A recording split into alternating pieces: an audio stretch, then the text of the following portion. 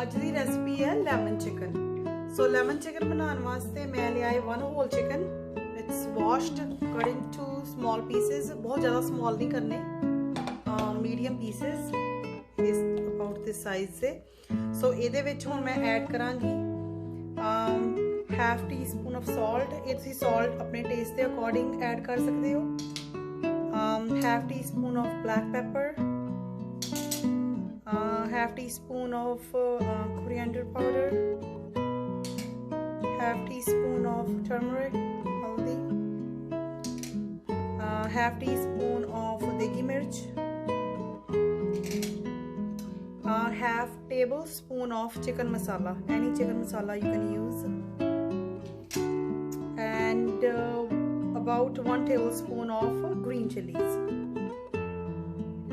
ये सब नूं हुण मैं कर दांगी मिक्स ते फिर असीं बनावांगे इहदा लेमन चिकन।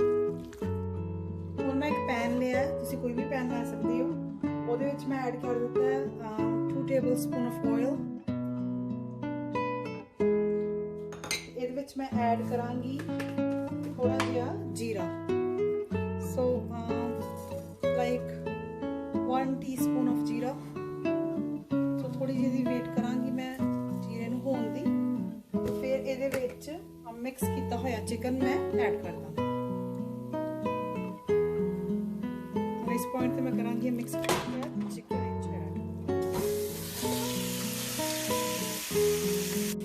ਹੁਣ बस ਅਸੀਂ ਇਹਨੂੰ 2 ਮਿੰਟ ਵਾਸਤੇ ਅਬਾਊਟ 2 to 3 ਮਿੰਟਸ ਹੋਣ ਦਾਂਗੇ ਇਦਾਂ ਹੀ।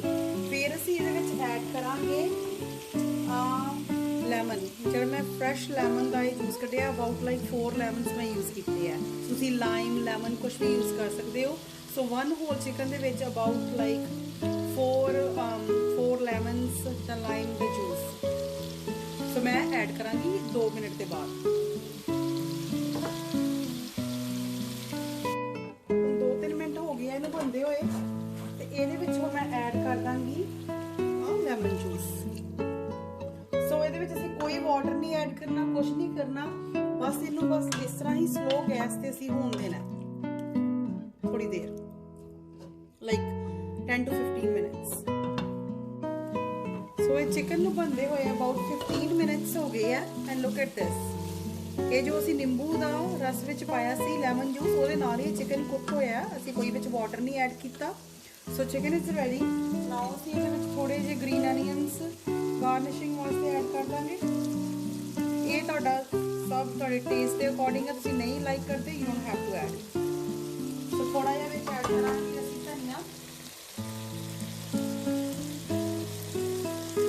ते इह सब नूं असीं किसी भी कंटेनर दे विच कढ लांगे। चिकन साडा रेडी है।